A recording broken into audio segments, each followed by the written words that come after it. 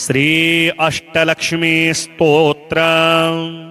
सुमनसवंदित सुंदरी माधवी चंद्र सहोदरी हेममये मुनिगण मंडित मोक्ष प्रदायिनी मंजुल भाषिणी वेदनुते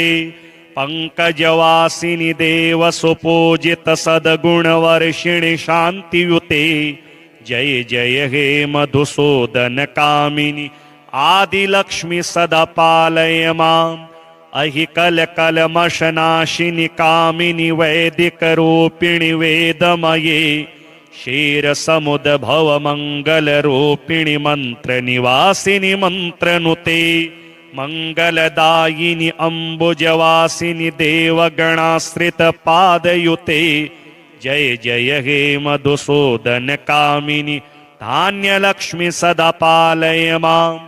जय वरवर्णिनि वैष्णवी भार्गवी मंत्र स्वरूपिणी मंत्रमये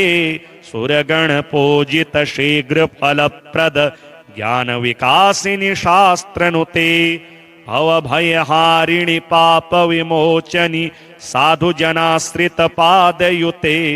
जय जय हे मधुसूदन कामिनी धैर्य लक्ष्मी सदा पालय माम् जय जय दुर्गति नाशिनी कामिनी सर्वफलप्रद शास्त्रमये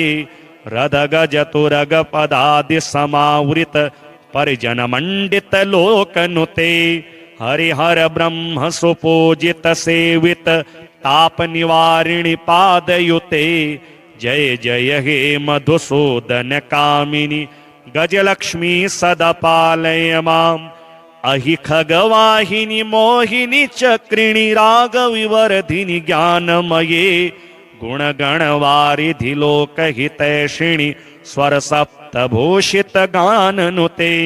सकल सुरासुर देव मुनीश्वर मानव वंदित पादयुते जय जय हे मधुसूदन कामिनी संतान लक्ष्मी त्वं पालय माम् जय कमलासनि सद्गतिदायिनी ज्ञान विकासिनी गानमये अनुदिनमर्चित कुमकुम धूसर भूषित वासित वाद्यनुते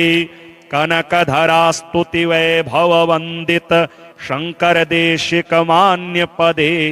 जय जय हे मधुसूदन कामिनी विजय लक्ष्मी सदा पालय माम् प्रणत सुरेश्वरी भारती भार्गवी शोक विनाशिनी रत्नमये मणिमय भूषित कर्ण विभूषण शांति समावृत हास्य मुखे नवनिधि दायिनी कलिमल हारिणी कामित फल प्रद हास्तयुते जय जय हे मधुसूदन कामिनी विद्यालक्ष्मी सदा पालय माम् धीमि धीमि धिन धीमि धिन धीमि धिन धीमि दुन्दुभिनाद सुपूर्णमये घुम घुम घुम घुम घुम घुम घुम घुम शंख निनाद सुवाद्यनुते वेद पुराण इतिहास सुबोजित वैदिक मार्ग प्रदर्शयुते जय जय हे मधुसूदन कामिनी धनलक्ष्मी सदा पालय माम् श्री कनकधारा स्तोत्र अंगम हरेः पुलकभूषणमाश्रयन्ति भृङ्गाङ्गनेव मुकुलाभरणं तमालम् अङ्गीकृताखिल विभूतिरपाङ्गलीला माङ्गल्यदास्तु मम मङ्गलदेवतायाः मुग्धा मुहुरविदधति वदने मुरारेः प्रेमत्रपा प्रणिहितानि गतागतानि मालादृशोर्मधुकरीव महोत्पलेया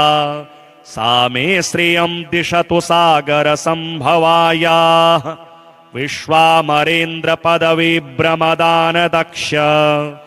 आनंद हेतुरधिकं मुरविद्विषोऽपि ईशन्निषेधतु मयि क्षणमीक्षणार्ध मिन्देवरोदर महोदरमिन्दिरायाः आमीलिताक्षमधिगम्य मुदा मुकुन्द आनन्दकन्दमनिमेषमनङ्गतन्त्रम् आकेकरस्थितकनीनिकपक्ष्मनेत्रम् भूत्यै भवेन्मम भुजङ्गशयाङ्गनायाः बाह्वन्तरे मधुजितः श्रितकौस्तुभेया हारावलीव हरिनीलमयी विभाति कामप्रदा भगवतोऽपि कटाक्षमाला कल्याणमावहतु मे कमलालयायाः कालाम्बुदालिललितोरसिकैटभारे धाराधरे स्फुरति या तडिदङ्गनेव मातुः समस्तजगतां महनीयमूर्ति भद्राणि मे दिशतु भार्गवनन्दनायाः प्राप्तं पदं प्रथमतः किल यत् प्रभावान् माङ्गल्यभाजि मधुमाथिनि मनमथेन मय्यापतेत्तदिहमन्तरमीक्षणार्धम् मन्दालसञ्जमकरालय कन्यकाया दद्याद्दयानुपवनो द्रविणाम्बुधारा मस्मिन्न किञ्चन विहङ्गशिशौ विषण्णे दुष्कर्मघरमपनीय चिराय दूरम् नारायणप्रणयिनी नयनाम्बुवाहः इष्टाविशिष्टमतयोऽपि यया दयार्द्र दृष्ट्या त्रिविष्टपपदं सुलभं लभन्ते दृष्टिः प्रहृष्टकमलोदरदीप्तिरिष्टां पुष्टिं कृषिष्ट मम पुष्करविष्टरायाः गीर्देवतेति गरुडध्वज भामिनीति शाकम्भरीति शशिशेखरवल्लभेति सृष्टिस्थितिप्रलयकेलिषु संस्थितायै तस्यै नमस्त्रिभुवनैकगुरोस्तरुण्यै श्रुत्यै नमोऽस्तु नमस्त्रिभुवनैकफलप्रसूत्यै रत्यै नमोऽस्तु रमणीयगुणाश्रयायै शक्त्यै नमोऽस्तु शतपत्रनिकेतनायै पुष्ट्यै नमोऽस्तु पुरुषोत्तमवल्लभायै नमोऽस्तु नालीकनिभाननायै नमोऽस्तु दुग्धोदधिजन्मभूत्यै नमोऽस्तु सोमामृतसोदरायै नमोऽस्तु नारायणवल्लभायै नमोऽस्तु हेमाम्बुजपेठिकायै नमोऽस्तु भूमण्डलनायिकायै नमोऽस्तु देवादिदयापरायै नमोऽस्तु शार्ङ्गायुधवल्लभायै नमोऽस्तु देव्यै भृगुनन्दनायै नमोऽस्तु विष्णोरुरसिस्थितायै नमोऽस्तु लक्ष्मे कमलालयायै नमोऽस्तु दामोदरवल्लभायै नमोऽस्तु कान्त्यै कमलेक्षणायै नमोऽस्तु भूत्यै भुवनप्रसूत्यै नमोऽस्तु देवादिभिरर्चितायै नमोऽस्तु नन्दात्मजवल्लभायै सम्पत्कराणि सकलेन्द्रियनन्दनानि साम्राज्यदानविभवानि सरोरुहाक्षि त्वदवन्दनानि दुरिताहरणोद्यतानि मामेव मातरनिशं कलयन्तु नान्यत यतकटाक्षसमुपासना विधिः सेवकस्य सकलार्थसम्पदः संतनोति वचनाङ्गमानसे स्वां मुरारिहृदयेश्वरीं भजे सरसि निजनलये सरोजहस्ते धवलतरांशुकगन्धमाल्यशोभे भगवति हरिवल्लभे मनोज्ञे त्रिभुवनभूतिकरिप्रसीद मह्यम् दिग्गस्तिभिः कनककुम्भमुखावसृष्ट स्वरवाहिनी विमलचारुजलप्लुताङ्गीं प्रातरनमामि जगतां जननीमशेष लोकाधिराज्यगृहिणीममृताब्धिपुत्रीं कमले कमलाक्षवल्लभे त्वं करुणापूरतरङ्गितैरपाङ्गे अवलोकय माम किञ्चनानां प्रथमं पात्रकृत्रिमं दयायाः स्तुवन्ति ये स्तुतिभिरमीभिरन्वहं त्रयीमयीं त्रिभुवनमातरं रमाम गुणाधिका गुरुतरभाग्यभागिनो भवन्ति ते भुवि बुधभाविताशया। अथ श्रीसूक्तम्। ॐ हिरण्यवर्णां हरिणीं सुवर्णरजतस्रजां चन्द्रां हिरण्मयीं लक्ष्मीं जातवेदो म आवह। तां म आवह जातवेदो लक्ष्मीमनपगामिनीं यस्यां हिरण्यं विन्देयं गामश्वं पुरुषानः। अश्वपूर्वां रथमध्यां हस्तिनादप्रबोधिनीं श्रियं देवीमुपह्वये। श्रीर्मा देवीरजुषतां कांसोऽस्मितां हिरण्यप्रकारां आर्द्रां ज्वलन्तीं तृप्तां तर्पयन्तीं पदमे स्थितां पदमवर्णां तामिहोपह्वये श्रियं। चन्द्रां प्रभासां यशसा ज्वलन्तीं श्रियं लोके देवजुष्टामुदारां तां पद्मिनीमीं शरणमहं प्रपद्ये। अलक्ष्मीर्मे नश्यतां त्वां वृणे। आदित्यवर्णे तपसोऽधिजातो वनस्पतिस्तौ वृक्षोऽथ बिल्वः। तस्य फलानि तपसा नुदन्तु मायान्तरायाश्च बाह्या अलक्ष्मीः। उपेतु मां देवसखः कीर्तिश्च मणिना सह। प्रादुर्भूतोऽस्मि राष्ट्रेऽस्मिन् कीर्तिमृद्धिं ददातु मे। शुत्पिपासामलां ज्येष्ठाम् अलक्ष्मीं नाशयाम्यहम्। अभूतिमसमृद्धिं च सर्वां निर्णुद मे गृहात्। गन्धद्वारां दुराधर्षां नित्यपुष्टां करीषिणीं ईश्वरीं सर्वभूतानां तामिहोपह्वये श्रियं। मनसः काममाकूतिं वाचः सत्यमशीमहि। पशूनां रूपमन्नस्य मयि श्रीः श्रयतां यशः। कर्दमेन प्रजा भूता मयि सम्भव कर्दम। श्रियं वासय मे कुले मातरं पद्ममालिनीं। आपः सृजन्तु स्निग्धानि चिक्लेत वस मे गृहे। निच देवीं मातरं श्रियं वासय मे कुले। आर्द्रां पुष्करिणीं पुष्टिं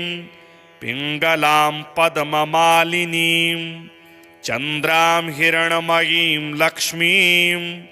जातवेदो म आवह। आर्द्रां यः करिणीं यष्टिं सुवर्णां हेममालिनीं सूर्यां हिरण्मयीं लक्ष्मीं जातवेदो म आवह। तां म आवह जातवेदो लक्ष्मीमनपगामिनीं यस्यां हिरण्यं प्रभूतं गावो दास्योश्वान् विन्देयं पुरुषानहं। यः शुचिः प्रयतो भूत्वा जुहुयादाज्यमन्वहं। श्रियः पञ्चदशर्चं च श्रीकामः सततं जपेत्। सुमनसवन्दित सुन्दरि माधवि चन्द्र सहोदरि हेममये मुनिगणमण्डित मोक्षप्रदायिनि मञ्जुलभाषिणि वेदनुते। पंकजवासिनि देव सुपूजित सद्गुणवर्षिणि शान्तियुते। जय जय हे मधुसूदन कामिनि आदिलक्ष्मि सदा पालय माम्। अहि कलकलमशनाशिनि कामिनि वैदिकरूपिणि वेदमये। क्षीरसमुद्भव मङ्गलरूपिणि मन्त्रनिवासिनि मन्त्रनुते। मंगलदायिनि अम्बुजवासिनि देवगणाश्रित पादयुते। जय जय हे मधुसूदन कामिनि धान्यलक्ष्मि सदा पालय माम्। जय वरवर्णिनि वैष्णवी भार्गवी मंत्रस्वरूपिणि मंत्रमये सुरगण पूजित शीघ्र फलप्रद ज्ञान विकासिनि शास्त्रनुते भवभयहारिणि पाप विमोचनि साधु जनाश्रित पादयुते जय जय हे मधुसूदन कामिनी धैर्य लक्ष्मी सदा पालय माम् जय जय दुर्गति नाशिनी कामिनी सर्वफलप्रद शास्त्रमये रद गज तुरग पदादि समावृत परिजन मंडित लोकनुते हरिहर ब्रह्म सुपूजित सेवित ताप निवारिणि पादयुते जय जय हे मधुसूदन कामिनी गजलक्ष्मी सदा पालय माम् अहि खगवाहिनी मोहिनी चक्रिणी राग विवर्धिनी ज्ञानमये गुणगणवारिधि लोकहितैषिणि स्वर सप्तभूषित गाननुते सकल सुरासुर देव मुनीश्वर मानव वंदित पादयुते जय जय हे मधुसूदन कामिनी संतान लक्ष्मी त्वं पालय माम् जय कमलासनि सद्गतिदायिनी ज्ञान विकासिनी गानमये अनुदिनमर्चित कुमकुम धूसर भूषित वासित वाद्यनुते कनकधरा स्तुति वैभव वंदित शंकर देशिक मान्य पदे जय जय हे मधुसूदन कामिनी विजय लक्ष्मी सदा पालय माम् प्रणत सुरेश्वरी भारती भार्गवी शोक विनाशिनी रत्नमये मणिमय भूषित कर्ण विभूषण शांति समावृत हास्य मुखे नवनिधि दायिनी कलिमल हारिणी कामित फल प्रद हास्तयुते जय जय हे मधुसूदन कामिनी विद्यालक्ष्मी सदा पालय माम् धीमि धीमि धिन धीमि धिन धीमि धिन धीमि दुन्दुभिनाद सुपूर्णमये घुम घुम घुम घुम घुम घुम घुम घुम शंख निनाद सुवाद्यनुते वेद पुराण इतिहास सुबोजित वैदिक मार्ग प्रदर्शयुते जय जय हे मधुसूदन कामिनी धनलक्ष्मी सदा पालय माम् श्री कनकधारा स्तोत्र अंगम हरेः पुलकभूषणमाश्रयन्ति भृङ्गाङ्गनेव मुकुलाभरणं तमालम् अङ्गीकृताखिल विभूतिरपाङ्गलीला माङ्गल्यदास्तु मम मङ्गलदेवतायाः मुग्धा मुहुरविदधति वदने मुरारेः प्रेमत्रपा प्रणिहितानि गतागतानि मालादृशोर्मधुकरीव महोत्पलेया सा मे श्रियं दिशतु सागर संभवायाः विश्वामरेन्द्र पदवी भ्रमदान दक्ष आनंद हेतुरधिकं मुरविद्विषोऽपि ईशन्निषेधतु मयि क्षणमीक्षणार्ध मिन्देवरोदर महोदरमिन्दिरायाः आमीलिताक्षमधिगम्य मुदा मुकुन्द आनन्दकन्दमनिमेषमनङ्गतन्त्रम् आकेकरस्थितकनीनिकपक्ष्मनेत्रम् भूत्यै भवेन्मम भुजङ्गशयाङ्गनायाः बाह्वन्तरे मधुजितः श्रितकौस्तुभेया हारावलीव हरिनीलमयी विभाति कामप्रदा भगवतोऽपि कटाक्षमाला कल्याणमावहतु मे कमलालयायाः कालाम्बुदालिललितो रसिकैटभारे धाराधरे स्फुरति या तडिदङ्गनेव मातुः समस्त जगतां महनीयमूर्ति भद्राणि मे दिशतु भार्गवनन्दनायाः प्राप्तं पदं प्रथमतः किल यत् प्रभावान् माङ्गल्यभाजि मधुमाथिनि मनमथेन मय्यापतेत्तदिहमन्तरमीक्षणार्धम् मन्दालसञ्जमकरालय कन्यकाया दद्याद्दयानुपवनो द्रविणाम्बुधारा मस्मिन्न किञ्चन विहङ्गशिशौ विषण्णे दुष्कर्मघरमपनीय चिराय दूरम् नारायण प्रणयिनी नयनाम्बुवाहः इष्टाविशिष्टमतयोऽपि यया दयार्द्र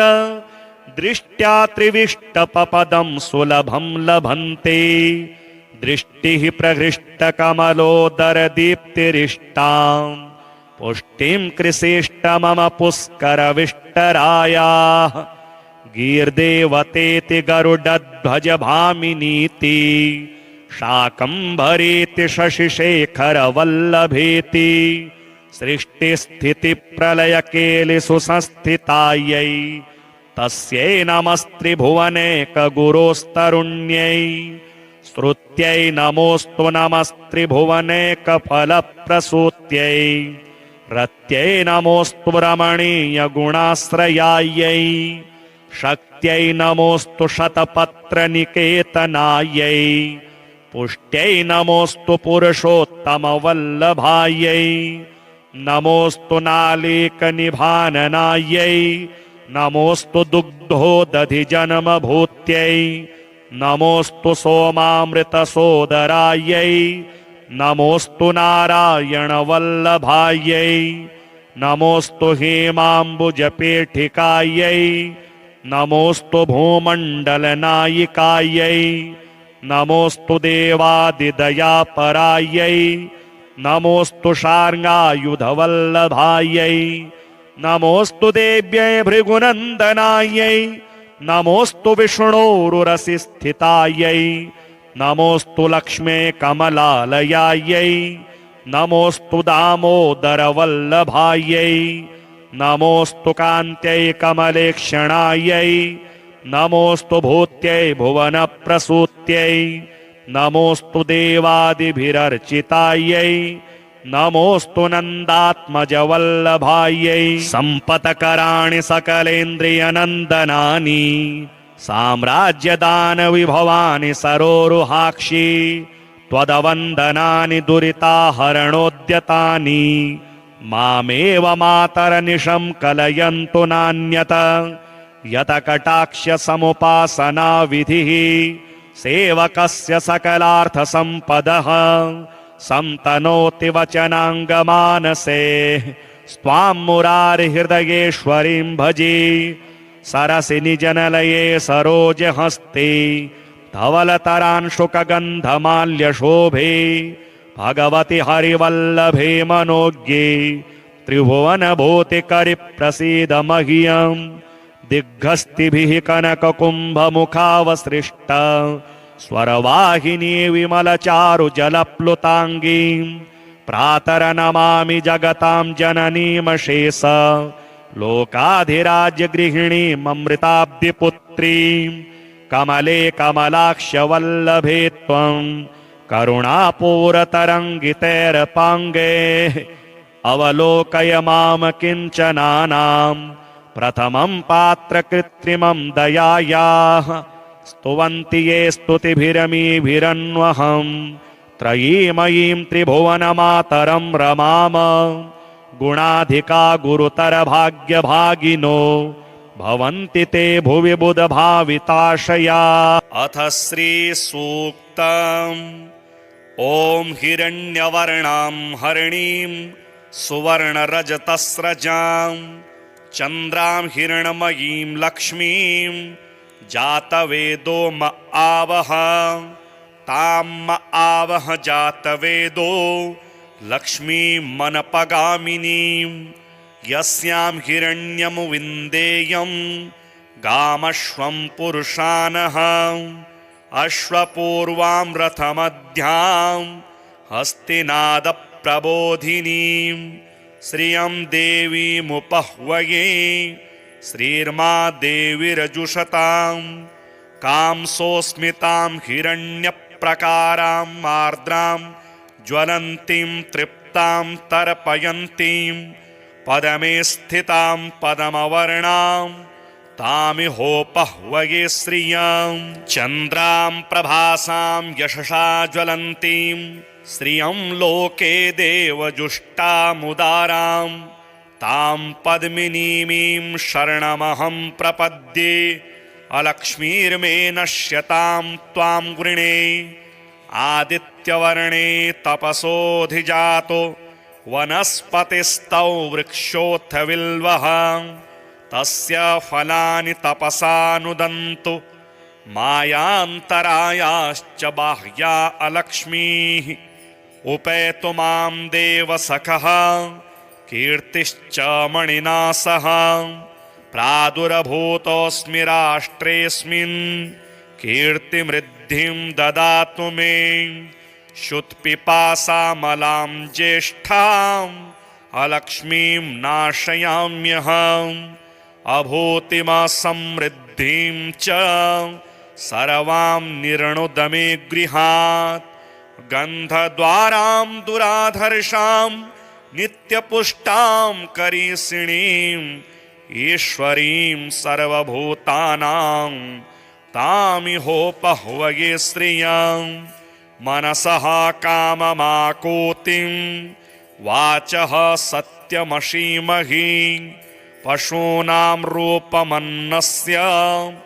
मयि श्रीः श्रयतां यशः कर्दमेन प्रजा भूता मयि सम्भव कर्दम श्रियं वासय मे कुले मातरं पद्ममालिनीम् आपः सृजन्तु स्निग्धानि चिक्लेत वसमे गृहे निच देवीं मातरं श्रियं वासय मे कुले आर्द्रां पुष्करिणीं पुष्टिं पिङ्गलां पद्ममालिनीं चन्द्रां हिरण्मयीं लक्ष्मीं जातवेदो म आवह आर्द्रां यः करिणीं यष्टिं सुवर्णां हेममालिनीं सूर्यां हिरण्मयीं लक्ष्मीं जातवेदो म आवह तां म आवह जातवेदो लक्ष्मीमनपगामिनीं यस्यां हिरण्यं प्रभूतं गावो दास्योश्वान् विन्देयं पुरुषानहं यः शुचिः प्रयतो भूत्वा जुहुयादाज्यमन्वहं श्रियः पञ्चदशर्चं च श्रीकामः सततं जपेत् सुमनसवन्दित सुन्दरि माधवि चन्द्र सहोदरि हेममये मुनिगणमण्डित मोक्षप्रदायिनि मञ्जुलभाषिणि वेदनुते पंकजवासिनि देव सुपूजित सद्गुणवर्षिणि शान्तियुते जय जय हे मधुसूदन कामिनि आदिलक्ष्मी सदा पालय माम् अहि कलकलमशनाशिनि कामिनि वैदिकरूपिणि वेदमये क्षीरसमुद्भव मङ्गलरूपिणि मन्त्रनिवासिनि मन्त्रनुते मंगलदायिनि अम्बुजवासिनि देवगणाश्रित पादयुते जय जय हे मधुसूदन कामिनि धान्यलक्ष्मी सदा पालय माम् जय वरवर्णिनि वैष्णवी भार्गवी मंत्रस्वरूपिणि मंत्रमये सुरगण पूजित शीघ्र फलप्रद ज्ञान विकासिनि शास्त्रनुते भवभयहारिणि पाप विमोचनि साधुजनाश्रित पादयुते जय जय हे मधुसूदन कामिनि धैर्यलक्ष्मी सदा पालय माम् जय जय दुर्गति नाशिनि कामिनि सर्वफलप्रद शास्त्रमये रदगज तुरग पदादि समावृत परिजन मंडित लोकनुते हरिहर ब्रह्म सुपूजित सेवित ताप निवारिणि पादयुते जय जय हे मधुसूदन कामिनि गजलक्ष्मी सदा पालय माम्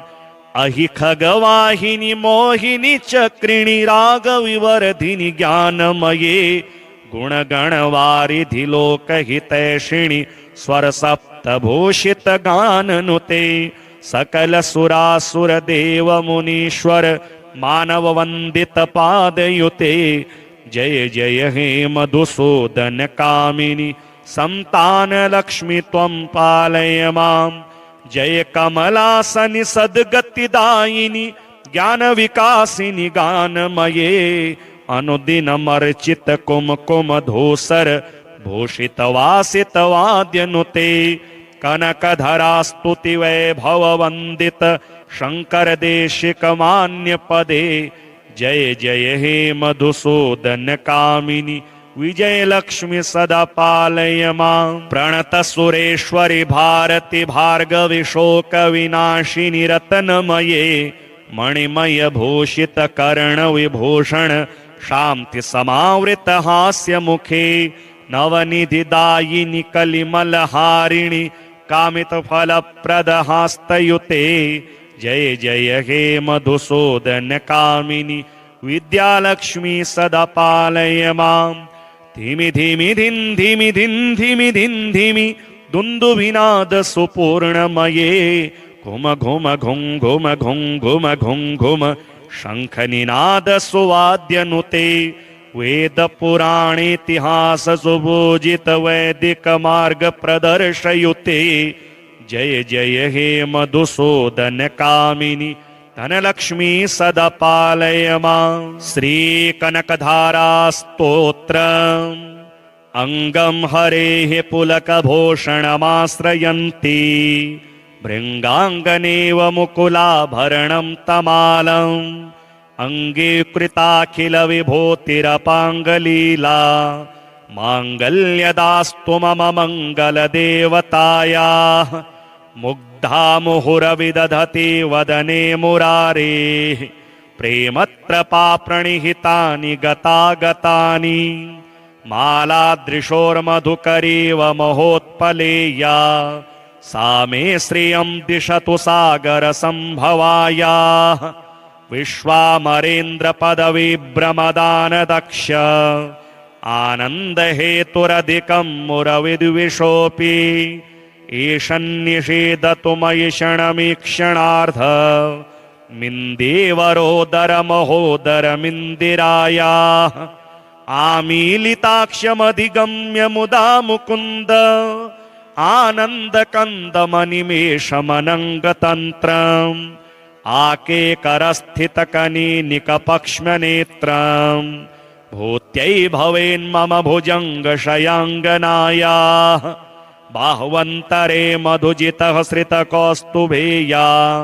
हारावलीव हरिनीलमयी विभाति कामप्रदा भगवतोऽपि कटाक्षमाला कल्याणमावहतु मे कमलालयायाः कालाम्बुदालिललितोरसिकैटभारे धाराधरे स्फुरति या तडिदङ्गनेव मातुः समस्तजगतां महनीयमूर्ति भद्राणि मे दिशतु भार्गवनन्दनायाः प्राप्तं पदं प्रथमतः किल यत् प्रभावान् माङ्गल्यभाजि मधुमाथिनि मनमथेन मय्यापतेत्तदिहमन्तरमीक्षणार्धम् मन्दालसञ्जमकरालय कन्यकाया दद्याद्दयानुपवनो द्रविणाम्बुधारा मस्मिन्न किञ्चन विहङ्गशिशौ विषण्णे दुष्कर्मघरमपनीय चिराय दूरम् नारायण प्रणयिनी नयनाम्बुवाहः इष्टाविशिष्टमतयोऽपि यया दयार्द्र दृष्ट्या त्रिविष्टपपदं सुलभं लभन्ते दृष्टिः प्रहृष्टकमलोदरदीप्तिरिष्टां पुष्टिं कृषिष्ट मम पुष्करविष्टरायाः गीर्देवतेति गरुडध्वज भामिनीति शाकम्भरीति शशिशेखरवल्लभेति सृष्टिस्थितिप्रलयकेलिषु संस्थितायै तस्यै नमस्त्रिभुवनेकगुरोस्तरुण्यै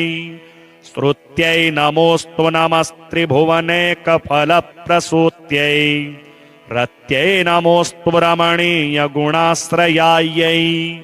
शक्त्यै नमोऽस्तु शतपत्रनिकेतनायै पुष्ट्यै नमोऽस्तु पुरुषोत्तमवल्लभायै नमोऽस्तु नालीकनिभाननायै नमोऽस्तु दुग्धोदधिजन्मभूत्यै नमोऽस्तु सोमामृतसोदरायै नमोऽस्तु नारायणवल्लभायै नमोऽस्तु हेमाम्बुजपेठिकायै नमोऽस्तु भूमण्डलनायिकायै नमोऽस्तु देवादिदयापरायै नमोऽस्तु शार्ङ्गायुधवल्लभायै नमोऽस्तु देव्यै भृगुनन्दनायै नमोऽस्तु विष्णोरुरसिस्थितायै नमोऽस्तु लक्ष्मे कमलालयायै नमोऽस्तु दामोदरवल्लभायै नमोऽस्तु कान्त्यै कमलेक्षणायै नमोऽस्तु भूत्यै भुवनप्रसूत्यै नमोऽस्तु देवादिभिरर्चितायै नमोऽस्तु नन्दात्मजवल्लभायै सम्पत्कराणि सकलेन्द्रियनन्दनानि साम्राज्यदानविभवानि सरोरुहाक्षि त्वदवन्दनानि दुरिताहरणोद्यतानि मामेव मातरनिशं कलयन्तु नान्यत यतकटाक्षसमुपासनाविधिः सेवकस्य सकलार्थसम्पदः संतनोति वचनाङ्गमानसे स्वां मुरारिहृदयेश्वरीं भजे सरसि निजनलये सरोजहस्ते धवलतरांशुकगन्धमाल्यशोभे भगवति हरिवल्लभे मनोज्ञे त्रिभुवनभूतिकरिप्रसीद मह्यं दिग्गस्तिभिः कनककुम्भमुखावसृष्ट स्वरवाहिनी विमलचारुजलप्लुताङ्गीं प्रातरनमामि जगतां जननीमशेष लोकाधिराज्यगृहिणीममृताब्धिपुत्रीं कमले कमलाक्षवल्लभे त्वं करुणापूरतरङ्गितैरपाङ्गे अवलोकय मां किञ्चनानां प्रथमं पात्रकृत्रिमं दयायाः स्तुवन्ति ये स्तुतिभिरमीभिरन्वहं त्रयीमयीं त्रिभुवनमातरं रमाम गुणाधिका गुरुतरभाग्यभागिनो भवन्ति ते भुवि बुधभाविताशया। अथ श्रीसूक्तम्। ॐ हिरण्यवर्णां हरिणीं सुवर्णरजतस्रजां चन्द्रां हिरण्मयीं लक्ष्मीं जातवेदो म आवह तां म आवह जातवेदो लक्ष्मीमनपगामिनीं यस्यां हिरण्यं विन्देयं गामश्वं पुरुषानः अश्वपूर्वां रथमध्यां हस्तिनादप्रबोधिनीं श्रियं देवीमुपह्वये श्रीर्मा देवीरजुषतां कांसोऽस्मितां हिरण्यप्रकारां आर्द्रां ज्वलन्तीं तृप्तां तर्पयन्तीं पदमे स्थितां पदमवर्णां तामिहोपह्वये श्रियं चन्द्रां प्रभासां यशसा ज्वलन्तीं श्रियं लोके देवजुष्टामुदारां तां पद्मिनीमीं शरणमहं प्रपद्ये अलक्ष्मीर्मे नश्यतां त्वां वृणे आदित्यवर्णे तपसोऽधिजातो वनस्पतिस्तौ वृक्षोऽथ बिल्वः तस्य फलानि तपसा नुदन्तु मायान्तरायाश्च बाह्या अलक्ष्मीः उपेतु मां देवसखः कीर्तिश्च मणिना सह प्रादुर्भूतोऽस्मि राष्ट्रेऽस्मिन् कीर्तिमृद्धिं ददातु मे शुत्पिपासामलां ज्येष्ठां अलक्ष्मीं नाशयाम्यहम् अभूतिमा समृद्धिं च सर्वां निर्णुद मे गृहात् गन्धद्वारां दुराधर्षां नित्यपुष्टां करीषिणीम् ईश्वरीं सर्वभूतानां तामिहोपह्वये श्रियं मनसः काममाकोतिं वाचः सत्यमशीमहि पशूनां रूपमन्नस्य मयि श्रीः श्रयतां यशः कर्दमेन प्रजा भूता मयि सम्भव कर्दम श्रियं वासय मे कुले मातरं पद्ममालिनीम् आपः सृजन्तु स्निग्धानि चिक्लेतवसमे गृहे निच देवीं मातरं श्रियं वासय मे कुले आर्द्रां पुष्करिणीं पुष्टिं पिङ्गलां पद्ममालिनीं चन्द्रां हिरण्मयीं लक्ष्मीं जातवेदो म आवह आर्द्रां यः करिणीं यष्टिं सुवर्णां हेममालिनीं सूर्यां हिरण्मयीं लक्ष्मीं जातवेदो म आवह तां म आवह जातवेदो लक्ष्मीमनपगामिनीं यस्यां हिरण्यं प्रभूतं गावो दास्योश्वान् विन्देयं पुरुषानहं यः शुचिः प्रयतो भूत्वा जुहुयादाज्यमन्वहं श्रियः पञ्चदशर्चं च श्रीकामः सततं जपेत् सुमनसवन्दित सुन्दरि माधवि चन्द्र सहोदरि हेममये मुनिगणमण्डित मोक्षप्रदायिनि मञ्जुलभाषिणि वेदनुते पङ्कजवासिनि देवसुपूजित सद्गुणवर्षिणि शान्तियुते जय जय हे मधुसूदन कामिनि आदिलक्ष्मी सदा पालय माम्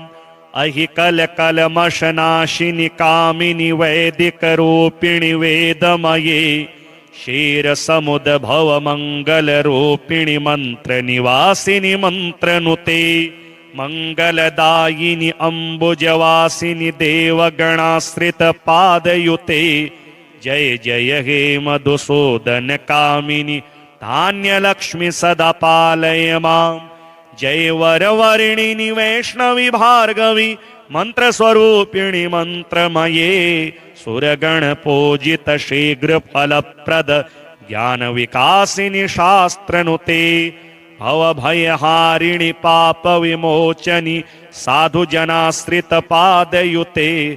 जय जय हे मधुसूदन कामिनि धैर्यलक्ष्मी सदा पालय माम् जय जय दुर्गतिनाशिनि कामिनि सर्वफलप्रद शास्त्रमये रदगजतुरगपदादि समावृत परिजनमण्डित लोकनुते हरिहर ब्रह्म सुपूजित सेवित तापनिवारिणि पादयुते जय जय हे मधुसूदन कामिनि गजलक्ष्मी सदा पालय माम् अहि खगवाहिनि मोहिनि चक्रिणि रागविवर्धिनि ज्ञानमये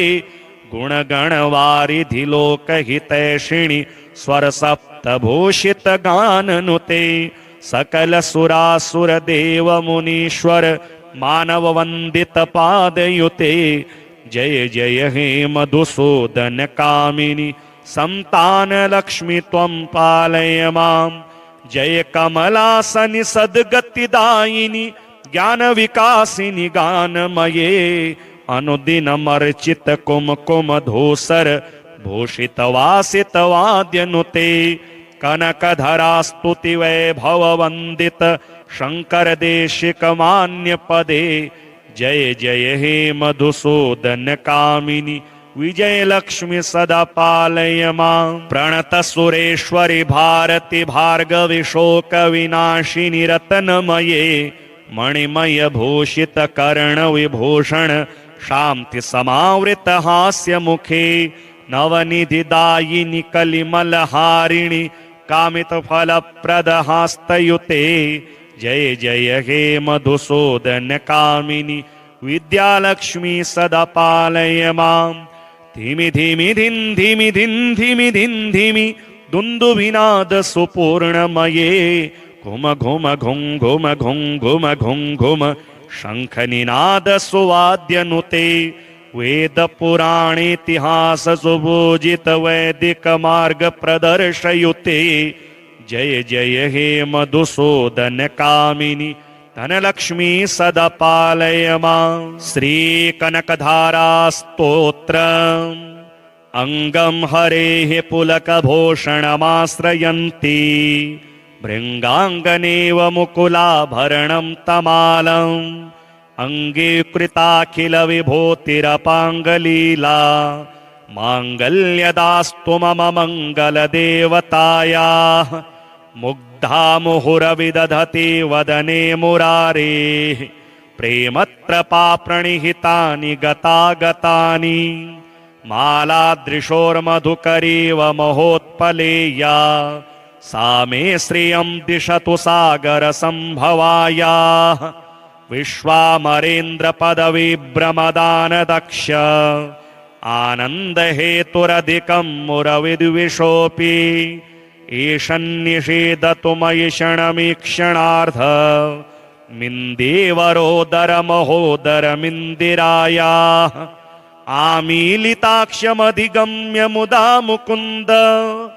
आनन्दकन्दमनिमेषमनङ्गतन्त्रम् आकेकरस्थितकनीनिकपक्ष्मनेत्रम् भूत्यै भवेन्मम भुजङ्गशयाङ्गनायाः बाह्वन्तरे मधुजितः श्रितकौस्तुभेया हारावलीव हरिनीलमयी विभाति कामप्रदा भगवतोऽपि कटाक्षमाला कल्याणमावहतु मे कमलालयायाः कालाम्बुदालिललितोरसिकैटभारे धाराधरे स्फुरति या तडिदङ्गनेव मातुः समस्तजगतां महनीयमूर्ति भद्राणि मे दिशतु भार्गवनन्दनायाः प्राप्तं पदं प्रथमतः किल यत् प्रभावान् माङ्गल्यभाजि मधुमाथिनि मनमथेन मय्यापतेत्तदिहमन्तरमीक्षणार्धम् मन्दालसञ्जमकरालय कन्यकाया दद्याद्दयानुपवनो द्रविणाम्बुधारा मस्मिन्न किञ्चन विहङ्गशिशौ विषण्णे दुष्कर्मघरमपनीय चिराय दूरम् नारायणप्रणयिनी नयनाम्बुवाहः इष्टाविशिष्टमतयोऽपि यया दयार्द्र दृष्ट्या त्रिविष्टपपदं सुलभं लभन्ते दृष्टिः प्रहृष्टकमलोदरदीप्तिरिष्टां पुष्टिं कृषेष्ट मम पुष्करविष्टरायाः गीर्देवतेति गरुडध्वज भामिनीति शाकम्भरीति शशिशेखरवल्लभेति सृष्टिस्थितिप्रलयकेलिषु संस्थितायै तस्यै नमस्त्रिभुवनैकगुरोस्तरुण्यै स्तुत्यै नमोऽस्तु नमस्त्रिभुवनैकफलप्रसूत्यै रत्यै नमोऽस्तु रमणीयगुणाश्रयायै शक्त्यै नमोऽस्तु शतपत्रनिकेतनायै पुष्ट्यै नमोऽस्तु पुरुषोत्तमवल्लभायै नमोऽस्तु नालीकनिभाननायै नमोऽस्तु दुग्धोदधिजन्मभूत्यै नमोऽस्तु सोमामृतसोदरायै नमोऽस्तु नारायणवल्लभायै नमोऽस्तु हेमाम्बुजपेठिकायै नमोऽस्तु भूमण्डलनायिकायै नमोऽस्तु देवादिदयापरायै नमोऽस्तु शार्ङ्गायुधवल्लभायै नमोऽस्तु देव्यै भृगुनन्दनायै नमोऽस्तु विष्णोरुरसि स्थितायै नमोऽस्तु लक्ष्मे कमलालयायै नमोऽस्तु दामोदरवल्लभायै नमोऽस्तु कान्त्यै कमलेक्षणायै नमोऽस्तु भूत्यै भुवनप्रसूत्यै नमोऽस्तु देवादिभिरर्चितायै नमोऽस्तु नन्दात्मजवल्लभायै सम्पत्कराणि सकलेन्द्रियनन्दनानि साम्राज्यदानविभवानि सरोरुहाक्षि त्वदवन्दनानि दुरिताहरणोद्यतानि मामेव मातरनिशं कलयन्तु नान्यत यतकटाक्षसमुपासना विधिः सेवकस्य सकलार्थसम्पदः